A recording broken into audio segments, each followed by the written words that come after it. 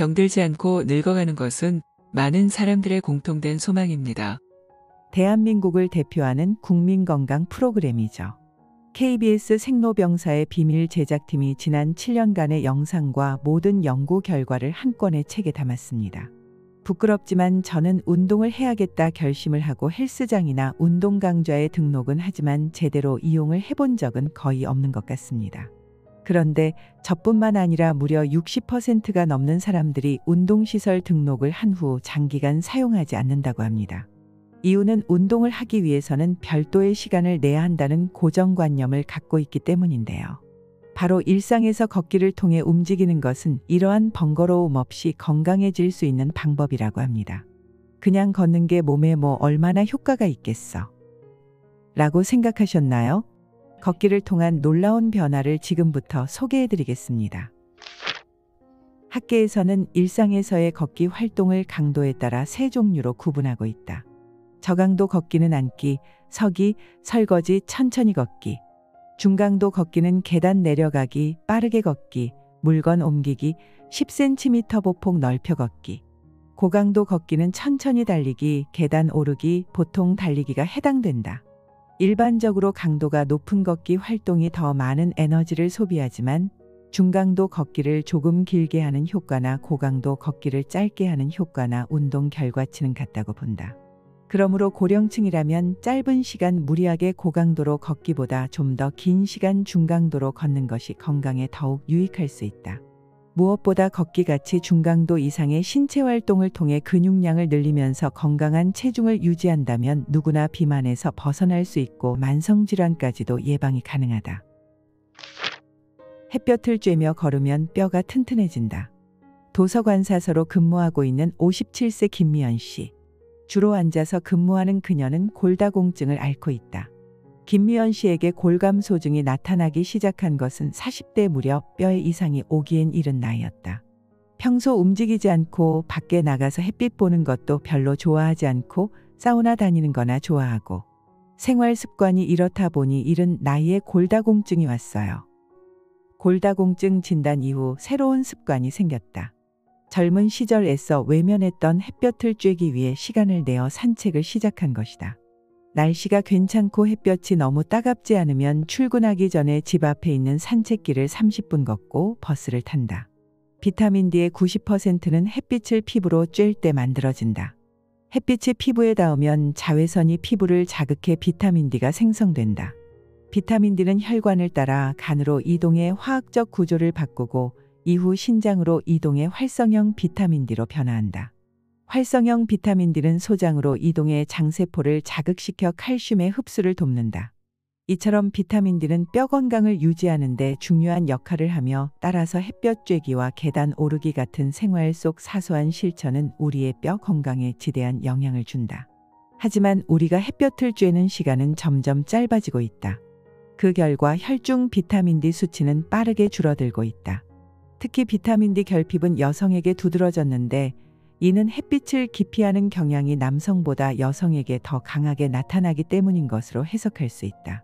운동 부족이나 좌식 생활로 인해 앉아서 보내는 시간이 너무 많은 것도 뼈 건강에 문제를 가져올 수 있다.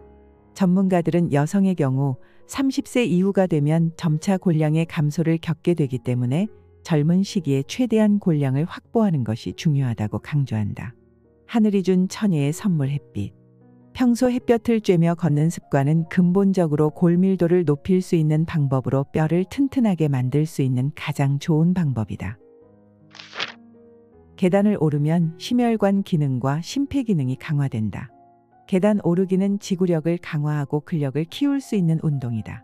지구력을 강화하는 운동은 신장의 산소와 영양 공급을 효율적으로 해서 협심증 발작 위험을 줄여 생존율을 높일 수 있다.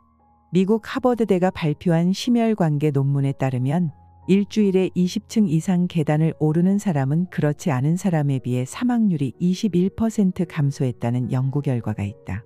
혈액순환을 돕는 것 외에 계단 오르기의 또 다른 장점은 심폐기능을 향상시킨다는 것이다. 만약 감기에 걸려서 가래가 생겼는데 그것을 제대로 뱉어내지 못하면 폐렴을 앓게 된다. 가래가 생겼는데 뱉어내지 못한다는 것은 건강한 사람이라면 상식적으로 이해가 가지 않을 수 있다. 하지만 심폐기능, 특히 폐기능이 약하고 근력이 없는 사람은 가래가 차도 뱉어낼 기력이 없다.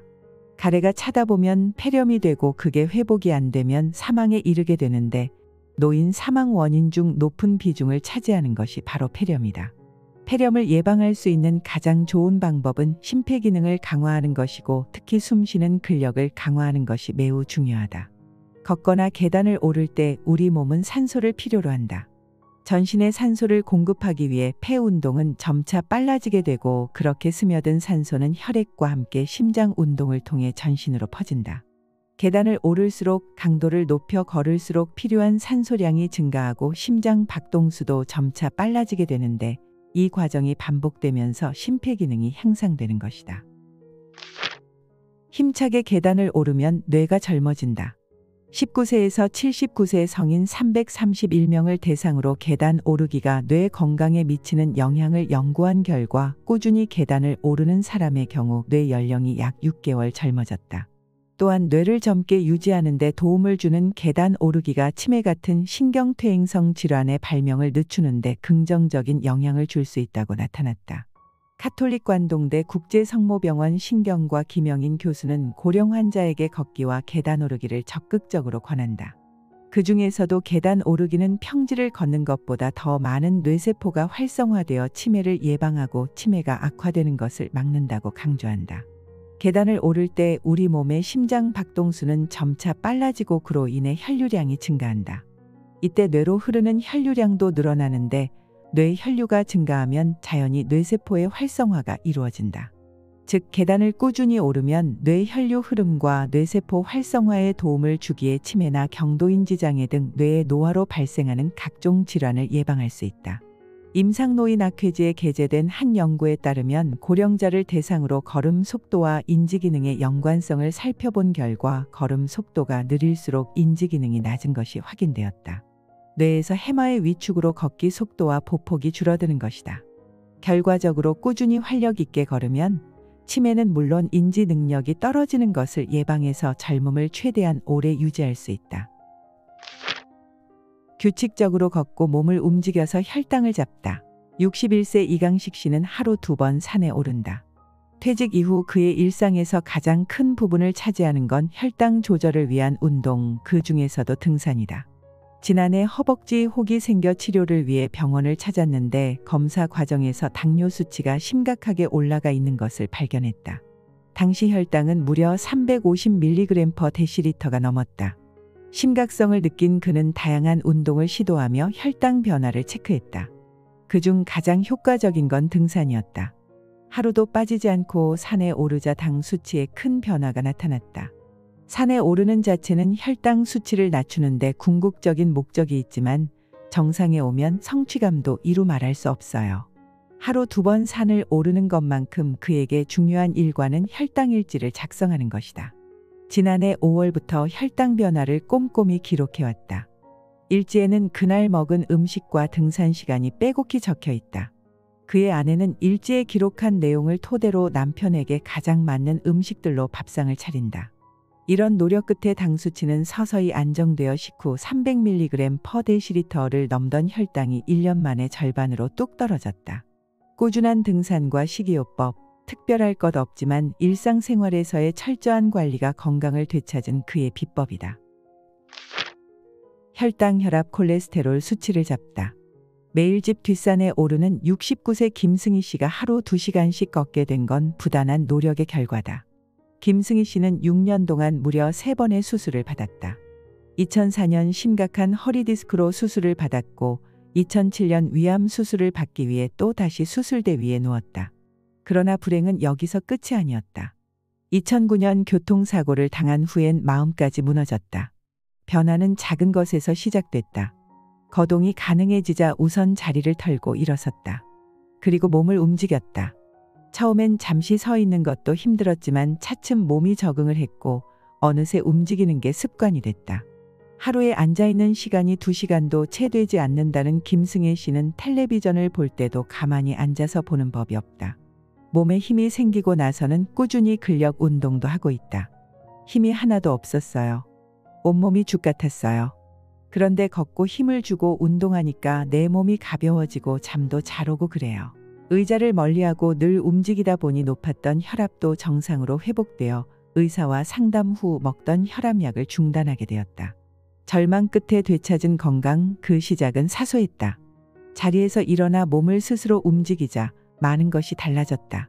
몹시 추울 때 말고는 계속 날마다 걸었어요. 그렇게 걸어다닌 덕분에 지금 건강하게 된 것 같아요. 귀찮고 힘드니까 안 걸으려고 했으면 아마 영영 못 걸었을 거예요. 걷기 재활치료로 뇌졸중 후유증을 이겨내다. 63세 이명자 씨는 6년 전 죽을 고비를 넘겼다. 뇌출혈이 일어난 것이다. 출혈이 일어난 뇌혈관 3곳을 약 5시간 동안 봉합하는 1차 수술을 받고 3일 후 뇌부종 발생으로 두개골 일부를 개봉하는 2차 수술을 받았다. 다행히 어려운 수술은 성공적으로 끝났다. 두개골에서 떼어낸 뼈를 다시 이식하는 3차 수술까지 받고 1개월 후 퇴원했다. 그러나 퇴원 후엔 몸이 마음대로 움직여지지 않았다. 집에서 재활병원까지 거리가 멀어 병원 재활치료보다 혼자서 걸어보려고 노력했다. 쉽지 않은 일이었지만 포기할 수 없었다. 기다시피 계단을 오르내려가며 걷기 운동을 한 지 6개월, 마침내 난간을 붙잡고 걸을 수 있게 됐다. 1년 후에는 등산 스틱을 짚고 걸었고 2년 후부터 스틱 없이 혼자 걸었다. 걷기로 재활에 성공하고 보폭 넓혀 걷기 운동을 하는 이명자 씨는 하루에 1시간 4km를 걸으며 운동 효과를 톡톡히 보고 있다. 뇌출혈로 죽을 고비를 넘긴 후 6년 만에 완전하게 재활에 성공했다. 당시 왼쪽 편마비 증상까지 겪었지만 현재 이명자 씨는 좌우 뇌혈관 모두 균일하게 좋은 상태를 유지하고 있는 것으로 확인됐다. 걷기로 암의 두려움에서 벗어나다. 대학병원에서 수간호사로 일했던 62세 김두림 씨는 40대 초반에 유방암 진단을 받았다. 수술을 받은 후 1년간 항암 치료를 받을 때는 집 근처 산을 천천히 오르고 등산에 흥미가 생기고 실력이 늘면서 꾸준히 다져온 체력으로 암벽 등반을 한다고 한다. 유방암 수술을 받은 지 20년, 그녀는 재발 방지를 위해 완치 판정 이후에도 정기적으로 병원을 찾고 있다. 현재 건강 상태는 아주 양호하다. 건강과 음식에 대한 중요성을 인식하게 되어 지금은 동일한 연령대의 사람보다 훨씬 건강한 삶을 살고 있다.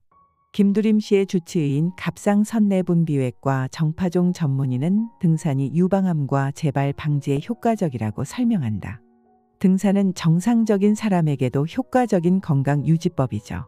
폐경기 이후의 체중 증가가 유방암에 상당히 나쁜 영향을 미칠 수 있는데 등산을 하게 되면 유산소 운동이기 때문에 정상 체중을 유지할 수 있습니다.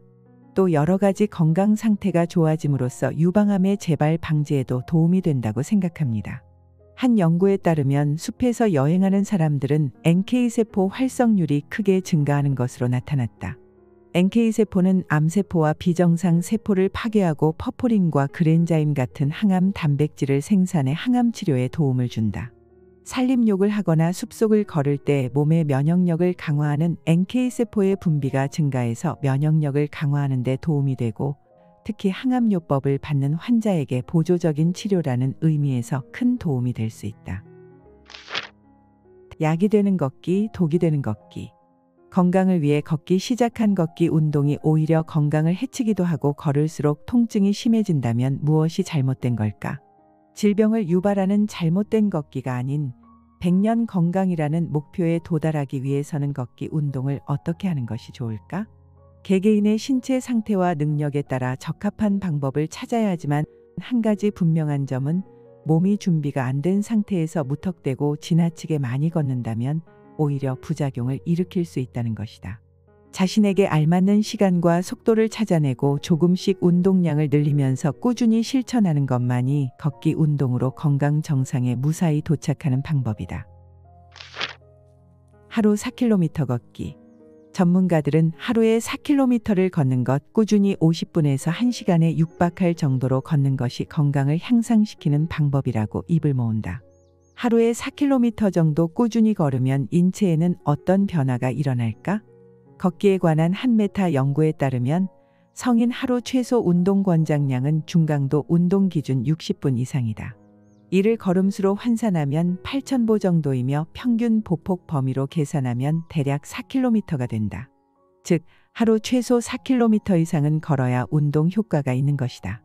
차익과학대학교 스포츠의학대학원 홍정기 교수는 관련 연구에 따르면 4km 정도 육박하게끔 50분에서 1시간 정도 걷게 되면 근골격계 질환뿐만 아니라 대사성 질환 예방에도 도움이 된다고 한다. 하지만 걷기 운동은 지나치면 오히려 독이 된다고 한다. 걷고 나서 한두 시간 후에도 피로감과 통증이 지속되거나 다음 날까지 아프고 관절이 붓는다면 무리하게 걸은 것이 맞다. 이 경우 걷기 양을 줄이고 적응이 된 후에 조금씩 늘리도록 한다. 여기까지 여러분과 공유하고 싶은 책의 일부분을 소개해드렸는데요. 책을 읽고 덕분에 저는 평소 시간이 없어서 운동을 못한다는 핑계를 벗어나게 되었습니다. 하루 1시간 운동이 힘들다면 계단 오르기, 5분씩 쪼개어 걷기, 자주 스트레칭하기 등으로 하루 1%씩 건강 저축을 늘려보시는 건 어떨까요? 작은 생활 습관부터 조금씩 일상을 변화시킨다면 2, 3년 후 뒤바뀐 나의 체력 그리고 아름다운 변화를 느끼실 수 있을 겁니다.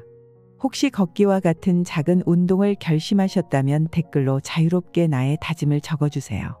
저와 다른 분들께도 좋은 동기부여가 될 것입니다. 오늘 영상은 여기까지입니다. 즐겁게 시청하셨다면 구독, 좋아요 부탁드립니다. 다음에 더 좋은 영상으로 찾아뵙겠습니다. 감사합니다.